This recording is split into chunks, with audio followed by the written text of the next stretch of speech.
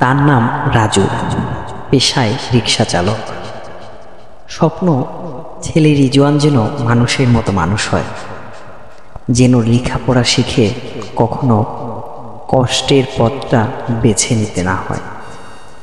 ঈদের আগে ছেলের দরকার ছিল একটা সাইকেলের।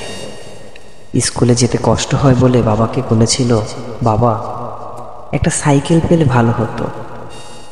রাজু বুঝেছিল এটা শুধু সাইকেল নয়, এই যে ছেলের ভবিষ্যতের জন্য এক টুকরো সাহস। নিজে রিক্সা চালিয়ে আয় থেকে কিছু কিছু করে জমিয়ে একটা সাইকেল কিনে। এবার ঈদ, বাড়িতে ফিরবে। গ্রামের বাড়ি গাইবান্ধায়। ছেলের সাইকেলটাও যে নিয়ে যেতে হবে বাড়িতে, কিন্তু সমস্যা একটাই, গাড়ি ভাড়া চাচ্ছে 2000 টাকা। তার কাছে সব মিলিয়ে সম্বল ছিল 2200 টাকা। যদি 2000 টাকা গাড়ি ভাড়া দিয়ে বাড়িতে যেতে হয়, তাহলে বাড়িতে যাওয়ার পর ছেলে মেয়েদেরকে কি খাওয়াবে, কি পড়াবে?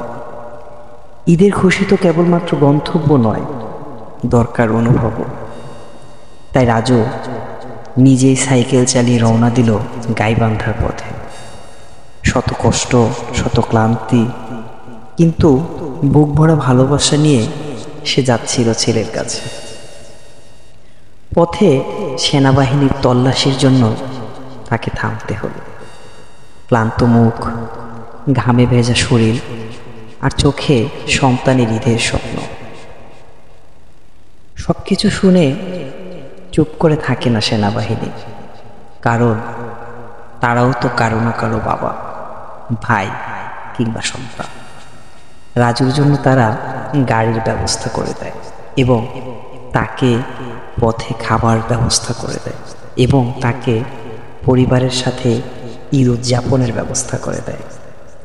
তাকে এটাই জানান দেয়, এবার আপনি সাইকেলে নয়, গাড়িতে ঈদ করবেন ছেলের সঙ্গে।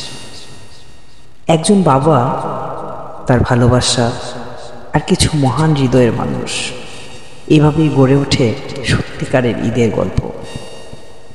ঈদ মানে শুধু নতুন জামা নয়, ঈদ মানে ভালোবাসা, ত্যাগ আর একজন বাবার মুখের হাসি।